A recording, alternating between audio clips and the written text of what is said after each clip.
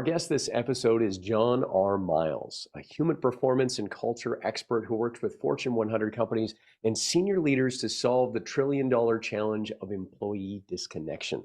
His work focuses on transforming organizational culture by making mattering and belonging central to how teams operate. A former Fortune 50 C-level executive and Navy combat veteran, he brings battle-tested frameworks that elevate performance, reduce burnout, and strengthen retention.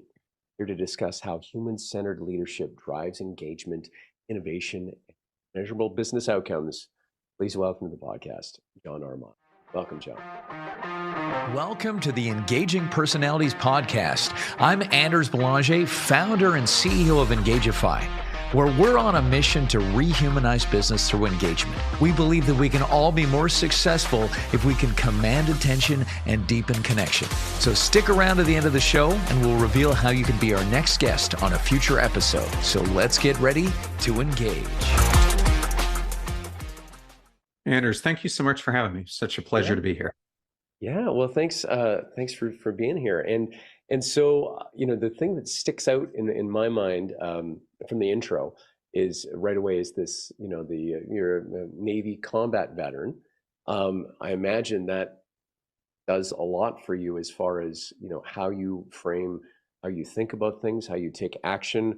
Do you want to just kind of speak about, maybe, and thank you for your service, by the way, how that shaped you into your new career? Yeah, thank you for that. I am extremely honored to have served, and I follow in the footsteps of my father, who is a Marine, and my grandfather, who was in the Army before him. So I think we're very proud to have a three-generational path there.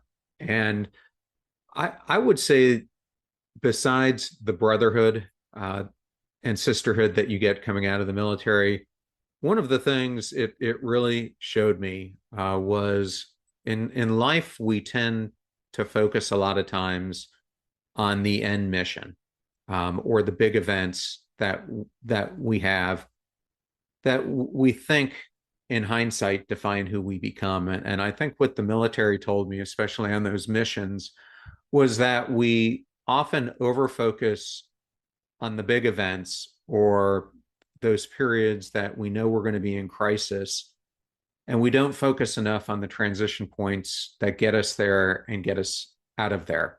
Mm-hmm. And what I mean by this is, so often on my deployments, we were facing the biggest harm, not necessarily when we were engaging during the operation that we had prepared for. We were most vulnerable oftentimes during those transition points because we let our guard down. And I think how this applies in everyday life is we often think our lives are defined by the major events in them, when actually what behavior science shows is that it's the micro choices or micro decisions that amount over time that determine your path. And so those transition points become extremely critical if you want to create the life, the career, the relationship, what have you, that you want in life. Mm-hmm. And that really goes to discipline too. That, I mean, is something that military is known for as well, right? As far as making the right choices at the right times consistently. So, I think of how you do anything is how you do everything. Have you heard that before, John? Of course, I'm yes. Sure, yeah. And I think about how, when you put things under the magnifying glass, such as combat or the organizational structure or all of those things, you realize quite quickly when the temperature is turned up, whether things work or not, right? And I can really see how you would have a perspective, on organizational culture, on creating these, cultures that are high performing. So let's dig into that a little bit. I do want to just talk about, you got your book up there beside you, Passion Struck. Tell us a little bit about your book first, and then we can dig into some other stuff. But when did the book come out, or is it coming out soon? The book came out in February of 2024. Okay. I actually have another book coming out in September of 2026. But this book really profiles what does it take to create a life or a career of significance. And it's really diving into not only how do you find meaning in life, what does that mean, but it's really once you find that meaning, how do you deploy it and create a passion struck life, a passion struck career. So what this stemmed out of is I spent two decades both a management consultant after I got out of the military, but then in industry and worked for multi-billion dollar companies such as Lendlease, which is based in Australia, Lowe's, and Dell. But as I was running multi-billion dollar portfolios in these companies, I was the definition of all in. I had the mid seven-figure income, the C-suite title by the time I got to Dell, and really global influence. But I realized I was building a cathedral on a swamp. And externally, I was what I refer to in the book as as a vanquisher. But what I really wanted to be was a creative amplifier. And the biggest difference between those two is a vanquisher is someone who's really going after goals and achievement and things like that, but they're tending to do it for personal gain. And a creative amplifier is someone who is trying to do it to make the world a better place by amplifying the world. And so what the book is really about is I ended up studying around 700 different leaders from all walks of life. And this was everything from Fortune 500 CEOs and leaders to professional athletes, astronauts, military veterans, but everyday heroes as well. And I ended up finding 12 patterns, 6 mindset shifts, 6 behavior shifts. And I wanted to make sure that they worked and they were accurate. So I spent about 2 years doing me search on myself. And the book really talks about that journey of myself finding significance and really finding that these techniques work. And so that's what I wanted to write about in the book. That's awesome. I love the term "me search," by the way, John. That just really made me smile. And when you were talking about this passion struck, I don't know if I want to say mindset or what have you, but that idea of being in alignment with something kind of greater than yourself, as opposed to the vanquisher, is a little bit more of that just out for yourself, right? Is that am I kind of getting the difference between that Yeah, creative amplifier and the vanquisher? Right? there's more to it. Like in Yeah. the book, I go through this framework that there's a subsister, an imitator, a vanquisher, an Oh, orchestrator, wow. and a creative amplifier. And at one point in our lives or another, we sit in different one of these levels. The purpose of the book is to try to get more people to be orchestrators or creative amplifiers. But oftentimes we have relapses in life that can move us Mhm. back to being a subsister or being an imitator. But the whole idea is, based on my research, I found once you're trying to orchestrate change in the world, once you're trying to solve a novel problem that only you can solve, it really shifts the focus from self to world. And that was what I was trying to help people understand is you can't chase significance, you can't chase success, you can't chase uh, happiness. They're byproducts of having a life of meaning and being passion struck about your pursuits, and then those things end up happening. Yeah. Now, and that's from the kind of the individual side of things, right? This is like for what you want in your career. And then we can flip over and talk a little bit about, how are we providing this kind of opportunity or structure for people to self-realize in their own careers, right? In terms of an organizational culture or something. What are some of the gaps that you see, companies make, with when it comes to managing their people that, you know, make the culture suck, make people want to leave, that sort of thing. What are the most common things you see happening out there? I think the best way to explain this is by giving a real story. So I left my role at Lendlease, and I was recruited to join Lowe's. And at this point in time, around 2004, 2005, Lowe's had just undergone the worst hacking incident that ever had happened in retail. This was before Home Depots and Targets, which came after it. But at that point, this was a big deal. Two perpetrators had gone in through an access point outside a store in the Midwest and had gained access to the mainframe and eventually were caught as they were entering the general ledger of the company. So big, huge breakdown. So that's part of what I was being asked to fix when I was hired at Lowe's. But my first week in the job, I met with the chief human resources officer, and I'll never forget this. I thought we were having like a welcome to Lowe's type of discussion. I had interviewed with her before I got the job, and none of what I'm about to tell you came up in any of my interviews. But after talking to me for about 5 minutes about how things are going and how I'm adjusting, she said that she was the first human resources officer to ever do an employee engagement survey. And they had the results in, and my group out of 350,000 employees was the lowest performing in the entire company. So what I learned at that moment was not only did I have to fix this security issue, but I had to fix this employee disengagement issue. And when I first went into it, I thought that the two were linked.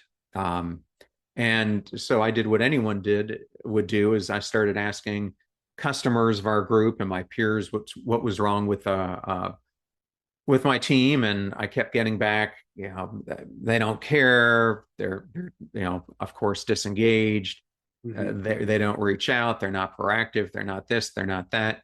And then I did the thing I think many managers, leaders fail to do, and that is I spent a ton of time walking the halls, which what I call speaking with your feet. And for me, that was a difficult thing because I had a 24/7 operation. So it meant coming in 2, 3 o'clock in the morning sometimes, going to different locations throughout the country. And what I found was that the group had a mattering gap, meaning they didn't understand how their job mattered to the success of the customer journey inside a store or via the website, how their job mattered to shareholder value, how their job mattered to revenue or EBITDA. And so because they didn't have that line of sight, they had this meaning gap where they didn't understand, why were they even coming into work? On top of that, no one really looked at them as humans in their whole totality. So their previous leaders weren't thinking about, what are their hopes and dreams, both in work and outside of work, because the two go hand in hand. If a person has a family outside of work and you're not considering that,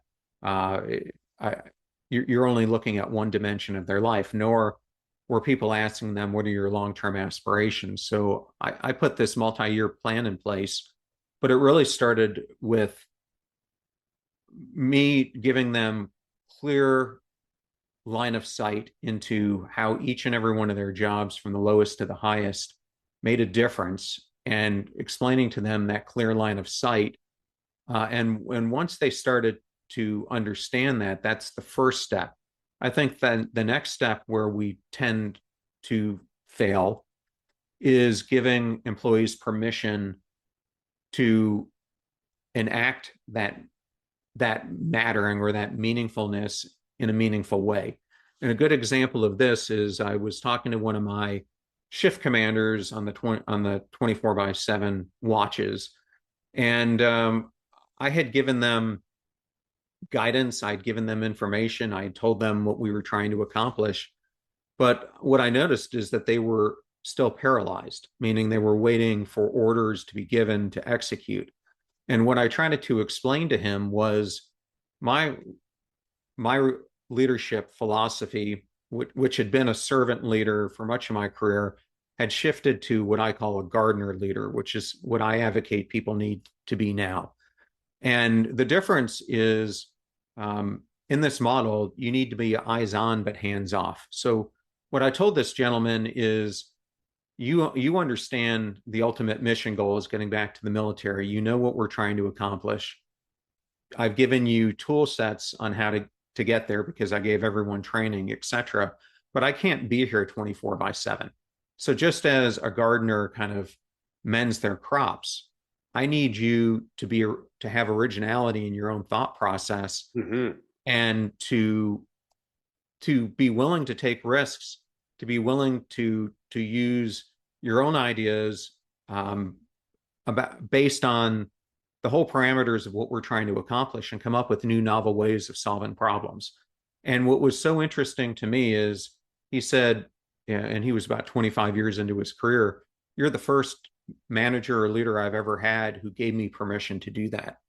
And what I found once I started asking more and more of my leadership team, almost every single one told me the same thing. So that's another thing where I don't think we're doing it correct. We don't realize, especially our managers are the key people in organizations, that it's not necessarily our VPs, our directors. I think it goes down to that execution layer. It's in the military, it's our sergeants, it's our corporals, it's that frontline manager who, that's kind of the make it or break it, where you're interfacing with the troops. And do they feel like they have ownership? But more importantly, are they making their troops feel like they matter? And are we reinforcing that in them so that they feel like they matter, and having that reciprocal, I guess, echo effect going throughout the organization? And the results, I did a lot more than that, but the results were 2 years later, when they did the same employee engagement survey, we were second highest in the entire company. So it Wow. tells you just Yeah. by doing a few simple things right and showing people that they belong, it can Mm-hmm. fundamentally change the culture of a function, and I believe companies in general. Yeah, that's such a great story, John. Thanks for sharing that, because it's like, I mean, it's funny the way you were telling it. I didn't expect you to be last, right? It was like, oh, that would have hurt, no, knowing that. But then to actually dig in, get your hands dirty, be there with all the people and build it up. 2 years ago, last to second is so amazing. And did they at that point? I'm just curious. At that point, did they start saying like, "What did you do? Like what? Like can you do that? Do that with our other departments, or what? What happened there? Did they realize Well, you were onto something?" well, that's exactly what happened. So I'll say two things. So first, yes, I wish I could have continued in that role a little bit longer because I hadn't finished the work that needed to be done. But we had another function that was the position overall application development. We called it solution delivery, which was for the IT group the largest function we had, because it had 4,000 or 5,000 employees in it. And that one needed help even more. So I was taken out of my role and moved into that role to try to turn around that group.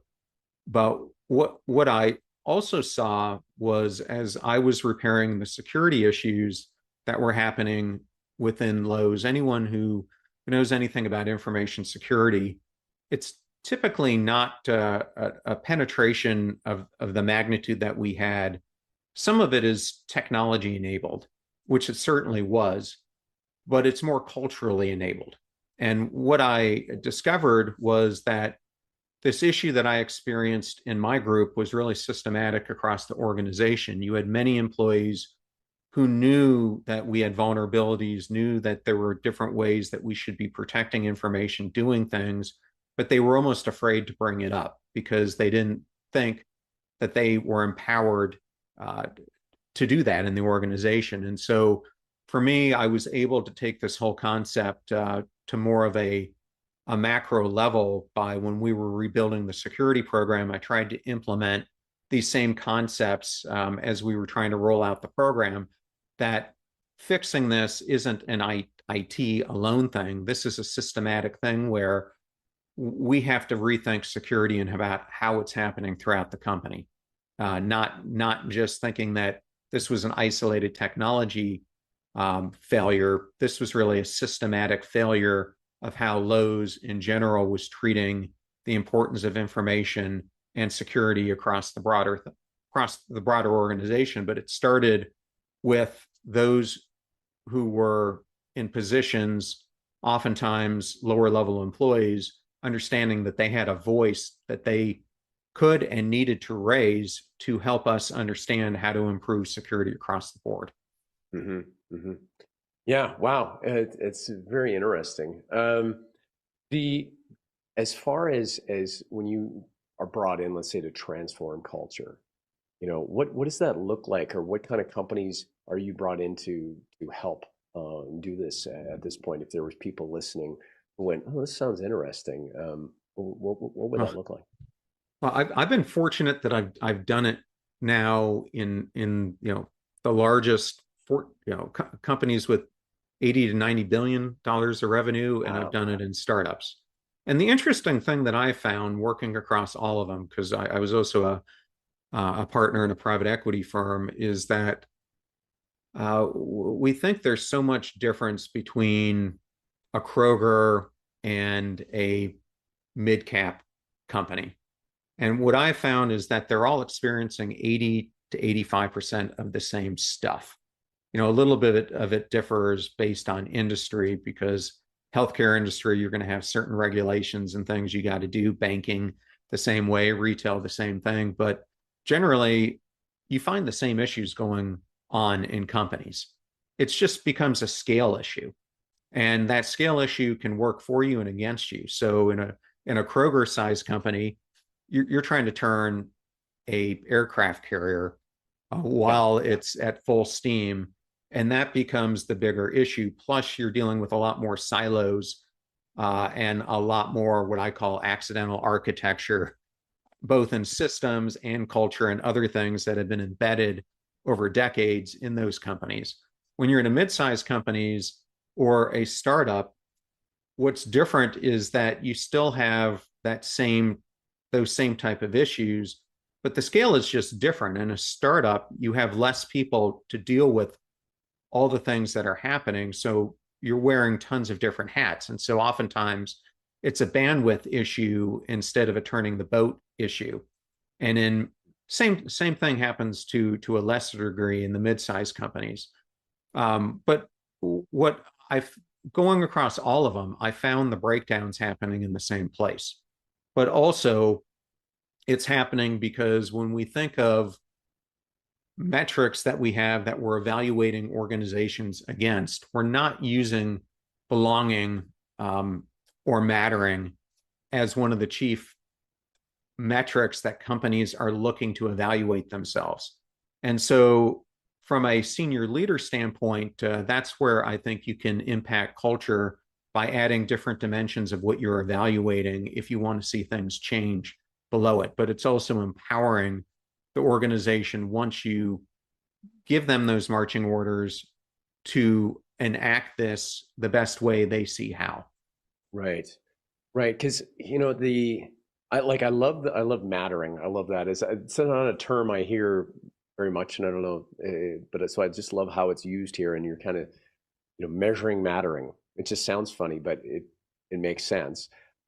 In that, you know, when you're trying to make these changes, and you talk about trying to steer an aircraft carrier, these big companies, how much of this culture is actually going to be like bad apples, and we're going to have to just get rid of people, like who can't maybe change, I guess, like as much as they might feel they matter and as much as they feel they belong, is sometimes that's an issue that without that person there, that we can't change that culture, or without this group of people that are creating the bad culture. Like, how do you kind of, I guess, or work through that kind of process, right? Like, that makes sense. It's maybe a No, I bad mean question, John, but I'm just, I mean it absolutely does. yeah. Who's on Okay. the bus?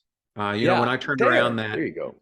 when I turned around that operations function I was in, I did end up turning over two of the leaders, but I did it after careful analysis. One, what you find oftentimes is if you're going through a major restructuring like this, there are some people that you need to take off the bus, and there are other people who self-select to be off the Right. bus. Right. And and I think they self-select because they see what you're trying to build, and either they don't want to conform to it, realize they can't conform to it. In some cases, I was going to demote them for them to maintain their position because they weren't fulfilling the level of role that they were at. But in the other case, sometimes in another case, you've got people who are just resisting it or will not shift their mindset to where we need to go. So I always look at this. I had this peer of mine at Lowe's who I'll credit this for, but he always says you have this matrix, and on one side is talent, and on the other side is culture. And you can have a person who's got lower talent but high cultural a high cultural fit, and you have a much higher success probability of getting them to perform than a person who's got high talent but a low cultural fit. So Right. that's one of the things I really look at wholeheartedly is the culture that we're trying to build. How well does a person fit into that? And if they're a square peg trying to go into a round hole, I don't care how talented they are. A lot of times they're going to be what I call as a bloodsucker, and just impeding your growth. So that's where those difficult trade-offs need to happen. Yeah. But Yeah. but sometimes it's important to make those examples because the rank and file won't see the seriousness of what you're trying to do and won't implement it if they have leadership over them who they know is not going to allow them to be empowered themselves. And so it's a fair point. And um, a great example of this for my own career is when I went into Dell. And this was an organization that, when I got there, was at one of the biggest pivot points in its entire history. We were trying to go from a hardware company to a solutions software company, which it is today. But I remember when Michael brought me in, he said, John, I want you to be a change catalyst. Well, the issue when I got there was the average vice president, and Dell is a very flat organization, but the average vice president was lasting less than 6 months. That was brought in from the outside. And what they were encountering, and what I encountered, was you had the top leaders acknowledging that they needed to change, but then you had a lot of employees who had been there from the beginning or for a very long time who weren't on board with it. So you had all this organizational friction, and in their case, what was getting in the way, I thought, probably many people would disagree with me, but Michael was a huge believer in Jack Walsh. And so they, like Microsoft, had implemented a lot of those practices. And one of them was we had a force ranking system and a force push out of the company. Well, when you have so much of the old guard who is in these companies, who do you think they're protecting? So if you have to get rid of 10 to 15% of your employees, who are you going to take care of? And so we had this thing going on where we were bringing in great talent, but we weren't allowing that great talent to make the changes that they needed to make because the old guard was keeping them from doing it. So in that case, you have a bigger issue where I do think in that example, you have more leadership at the top that needs to drive the change. And we probably needed to have more examples made where you were taking people off the bus who weren't changing, because it was having huge ramifications as we were trying to implement these new companies we were acquiring and trying to shift. So I think Michael was able to actually do that when he took the company from public to private again, was able to make a lot of these changes after I left, and then brought it back to being a public company. And sometimes you have a lot less scrutiny when you are private than when you are a public company, which was certainly the case with them. That's an interesting story. I can see how frustrating that would have been, just trying to do something and they just, circle the wagons and protect themselves that way. John, you got great stories, great experience. I love how everything just triggers a memory, and such a apt example of what I'm asking about. Um, John, if people were to reach out to you, what's the best place they can kind of get in touch? Social media, website, that sort of thing. So one of the things I am most enthusiastic about right now is my Substack. I love to write, Oh, as you saw with the book, but I created a Substack about 6 or 7 months ago, and I know listeners are probably like, "You are late to the game," and I feel like I am a little bit late, but it doesn't matter because I feel like I'm putting out fantastic content, and so I have a podcast like you, and one of the things that I am trying to do with it is I think it's one thing to have a conversation like we're having, but what I was finding from my own audience is people weren't using the information to make change. And so we started to create workbooks for every single episode that we were doing so that really? you could apply what you hear on the show into your own life. And so I take all the episodes now and I write a Substack post, and a lot of them are humorous. I'm trying to write them in a way that lends to learning. So and then I in them I place a workbook that goes along with each of the episodes so that you can practice what whoever the expert was on the show, or if I'm doing solo me, um, what I'm talking about. And so you can go to theignitedlife.net, theignitedlife.net. If you want to learn more about Passion Struck and what we do as a company to help companies restore mattering, because I think it's one of the biggest pivots companies can do, and nonprofit organizations, etc. You can go to passionstruck.com, and then to learn more about me, johnrmiles.com.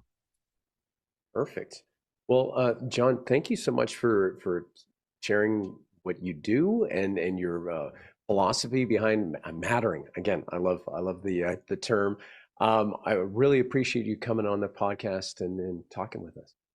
Anders, thank you so much for having me. It was such an honor to be here. Excellent. And to all of our listeners, thank you for tuning in once again. And until next time, you know what to do. Stay engaged. Thank you so much for listening to Engaging Personalities. If you believe this world needs more engagement and you're an industry leader or you have an interesting take on rehumanizing business, go to go.engagify.ai/podcast-guest to apply and come on the show. If you got something out of this interview, do you mind sharing it on your social media? Just grab a quick screenshot with your phone and text it to a friend or post it on the socials. If you know someone that would be a great guest, tag them on social media to let them know about the show. Include the hashtag Engaging Personalities. I love seeing your posts and guest suggestions. We are regularly putting out new episodes and content. To make sure you don't miss any episode, go ahead and subscribe. Your thumbs up, ratings, and reviews go a long way to help promote the show and mean a lot to me and my team. Want to know more? Go to our website, engagify.ai, or follow me on LinkedIn. Thanks for listening, and stay engaged.